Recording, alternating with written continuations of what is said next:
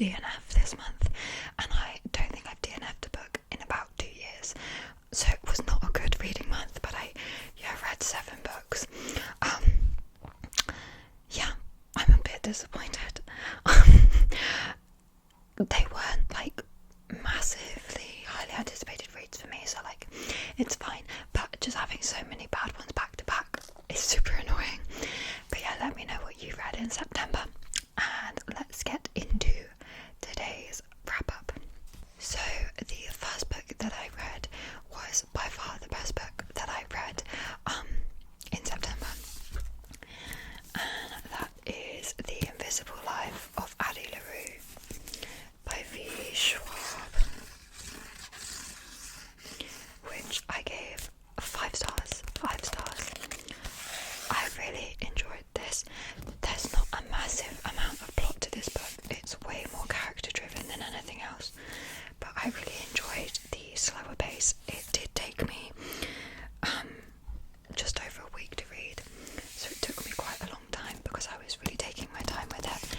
It's not that long, but I was reading like 50 pages a day.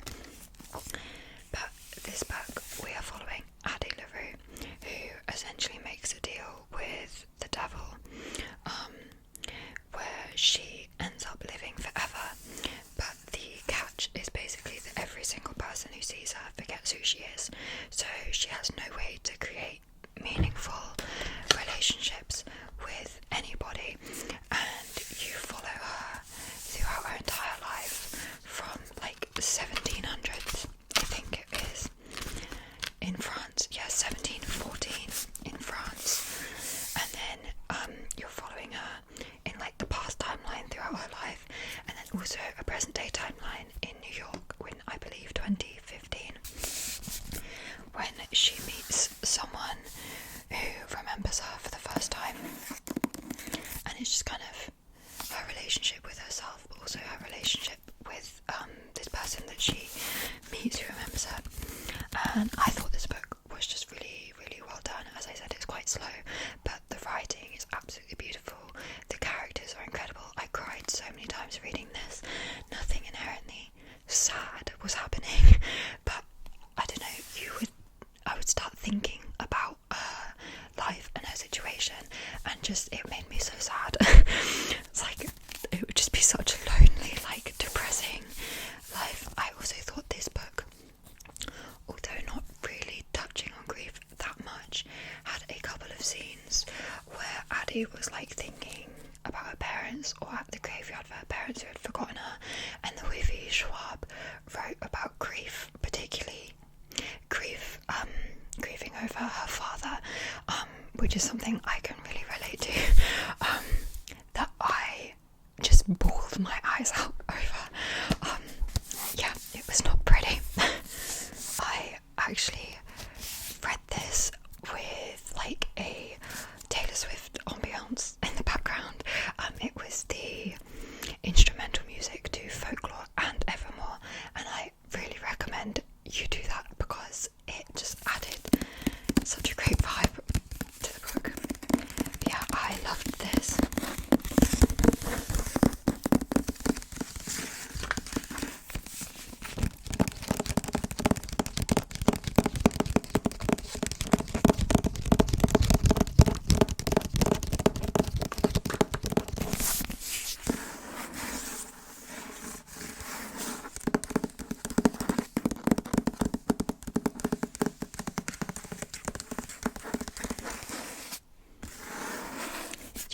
Easily the best book of the month. It just goes downhill from here. Okay, let's continue with my first massive disappointment of the month. This is one that, again, it wasn't like a huge anticipated book for me to read, but I did think I was going to really like it, and I ended up absolutely hating it. I do think potentially because I read it after Addie LaRue, and it weirdly was quite similar, that it just didn't hit the mark in the same way. But that was Our Infinite Phase by Laura Stephen, which I actually ended up giving a 2-star. Yeah, I did not like this. It's a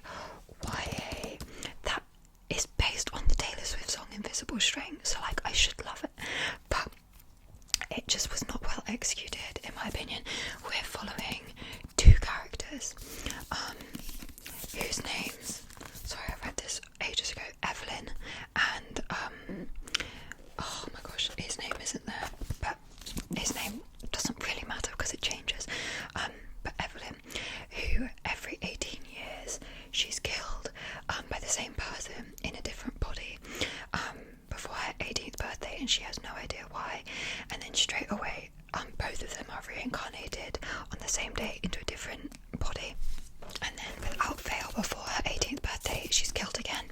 Sometimes in all of their different lives they like form relationships with each other, friendships, like romantic, but sometimes she has no idea who they are. So again, we're doing this past and present timeline thing of the present timeline being in Wales. I can't remember what year it was, 2022, and then the previous lives that they were living with each other, but it just fell really flat. The main issue was that you're told that this is like a fated, like lovers, they love each other in every single lifetime, like they're made for each other, but they are forced to kill each other. But you never actually get that development, like you're told it at the start, and then every time you see their relationship in past lives, you're just seeing the day when they die, and so there's no actual development of their relationship, and so you're told that they're like so in love with each other, but you just don't believe it because you've not read it anywhere. So yeah, it really suffered from like all telling and no showing, which was annoying.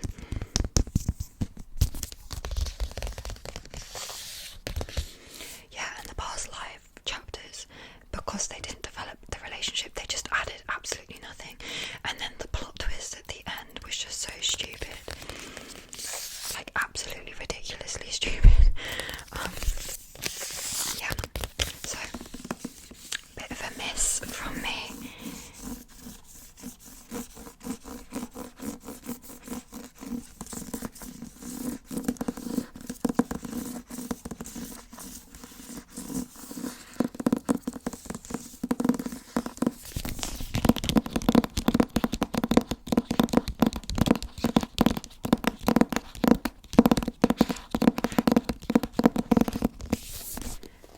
Okay, then next up I had another massive major flop. I just need to stop reading this series. If any more come out, you can all shout at me when I buy the next one. Fearful by Lauren Roberts. This was the stupidest thing. Okay, I gave this 2 stars again. This is the second novella in the Powerless world, set after the events of Fearless. Oh, this did not need to exist. This is the stupidest thing I've ever read. This is following a character who sucks and is our villain, and she's basically trying to give them a redemption arc.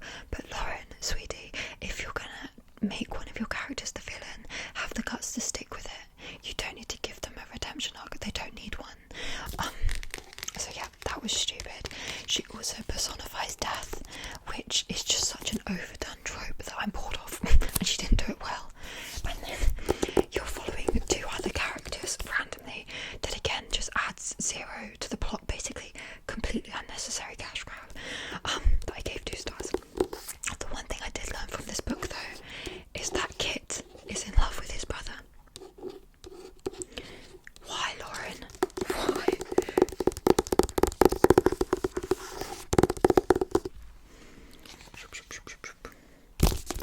Yeah, I hated every single thing about this. It's so short and it took me so long to read. For what reason? Because it was just so boring.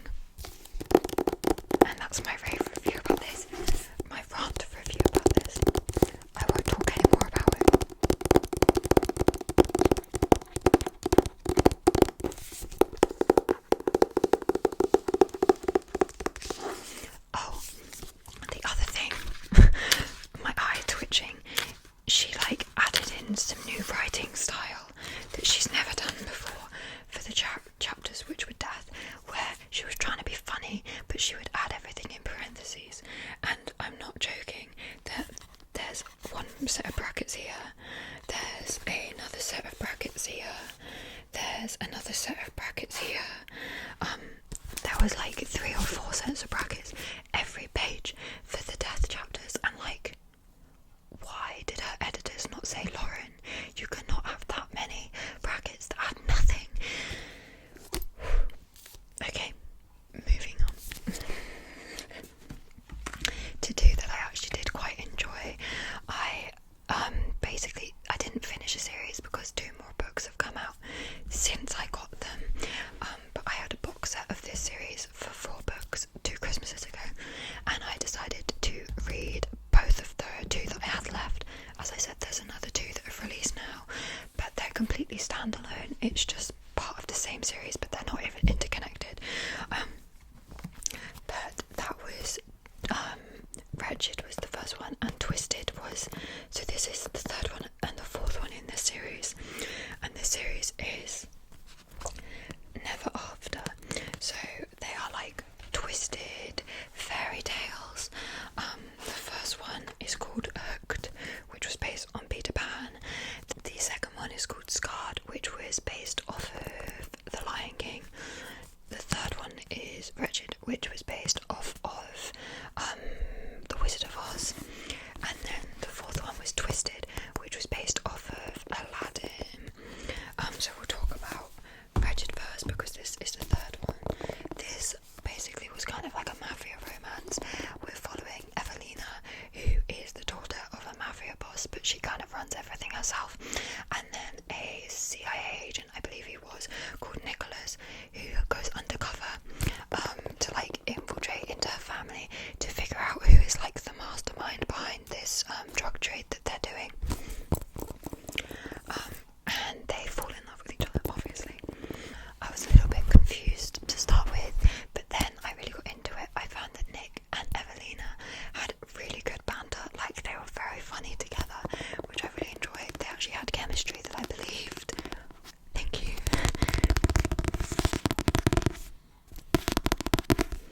However, they did this really cringy thing where they both liked poetry, so they would quote poetry at each other, and I had to skip over whenever they were quoting poetry because it was really cringy. But I did like the kind of slight role reversal in the relationship. It was very, she was giving black cat energy and he was very golden retriever, but I appreciated that she was the like one in the mafia and he was like the good one, you know. I did like that. It turns out I gave this book 2.5 stars though, so I mean, in comparison to the previous 2 books I'd read, this was wonderful.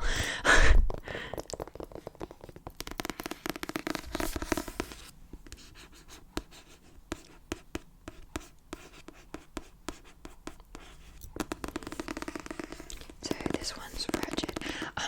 Yeah, as I said, this is a Wizard of Oz retelling. It's been the same with all of them. They're hardly like retellings. She just kind of takes the names. So for example, Evelina's sister was Dorothy and her other sister was Nessa, and Nessa was killed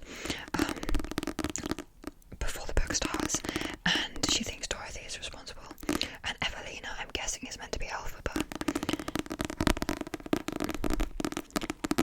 But yeah, I mean, this was okay. But the next one in the series, which was Twisted, was actually my favourite one of this series thus far. I really enjoyed this one. I gave this one 4 stars. As I mentioned, this was the Aladdin retelling, so this was an age gap fake marriage book that was following Yasmin, who obviously Princess Jasmine, who is like a rich nepo baby, I guess. Her dad runs a very, very, very popular and wealthy company that's like a diamond company, a jewel company, and she has a boyfriend who is meant to be Aladdin, who she wants to marry, but her dad wants to marry her off to some rich bachelor, and so her dad's like second-hand man, Julian, who's meant to be Jafar, basically tells her boyfriend to go and find the magic lamp, and if he finds that, he'll be allowed to marry her. But while her boyfriend is away, Julian swoops in and basically forces her into a marriage of convenience. And yeah, there's an age gap between the two of them. I thoroughly enjoyed this one actually. I read about 80% of it in an evening. It was very, very engaging. The characters were great, the relationship was really good, the chemistry, the banter was all there, the smut was really good. I did enjoy it. There was like a really interesting character, well, there was great character development in it as well, but the family dynamics were really interesting. So you have Yasmin and her dad, who have a really close relationship, but he is dying of lung cancer. I had to skip a few pages at the end there actually when he passed away. I had to skip it because it was too close to home for me. Yeah, so I skipped a few pages at the end for that. But on the flip side, you have Julian and his mum, who have a very strained relationship that was abusive. So I liked the two family dynamics in it that were contrasting each other. So yeah, this one I did enjoy and I gave it 4 stars.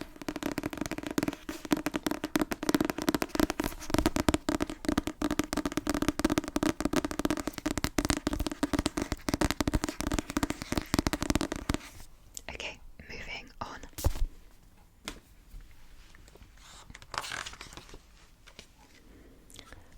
I then picked up a 5-star prediction for me that unfortunately fell flat. The theme of the month. I did give this 3.5 stars though. The ending really picked up, and that was The Irresistible Urge to Fall for Your Enemy by Bridget Knightley. That is a Hermione fanfiction, and that was my main issue with this book. Essentially, it's enemies to lovers between, and the thing is, I don't know their names because she just constantly referred to them by their surnames, so I basically couldn't get into the characters because I didn't know their names. I can never remember their names, but his name is Osric and her name was Orianne, and they're part of different orders. She's a healer and he is a killer, I don't even know, and he has some deadly disease that is going to kill him, and he enlists her help to get rid of this disease despite there being no known cure for it. It's a very, very slow burn relationship, which I did like. As I said, my issue with this was the fact that it was Hermione fanfiction, because I really felt like I was just dropped in the middle of a world, given no information about the characters, no information about the magic system, no information about the world I was in, and just kind of left to fend for myself. Obviously, if you are reading this as fanfiction, you have the existing knowledge of the world, so you know about the characters, it's Hermione and Draco. You know about the world, it's Hogwarts. You know about the magic system because you've read Harry Potter. Whereas with this, I don't think that she did any additional world building for this world that she's created, because this is very different to Harry Potter. But she didn't give you anything, so I was very confused. And I kind of picked up a little bit by the end, but it took me the entire book basically to figure that out. But yeah, I thought the plot was good. As I said, the last 20% really picked up for me.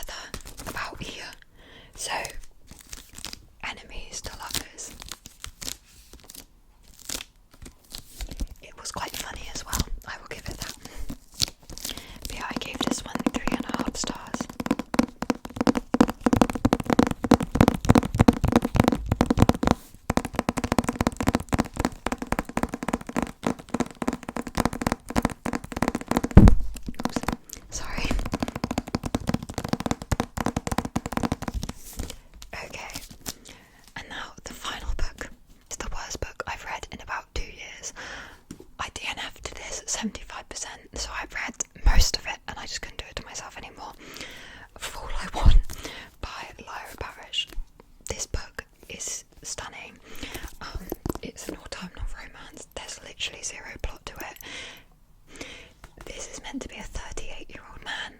It's definitely not. Yeah, absolutely zero plot. Awful characters, awful plot, just awful. The writing was atrocious. As I said, it was meant to be a 38-year-old man, and he would consistently say, I love that for me, and I just couldn't do it. I couldn't do it to myself. I'm convinced no editing had been done, because the same line would repeat itself 4 or 5 times a chapter. And the characters just so insanely contradicted themselves. Like, at the start he was like meant to be this mean, horrible man to her, and then he's like, for this much of the book, then he's nothing but lovely, and then on one random page he's like horrible to this service worker, like absolutely horrible, and she's like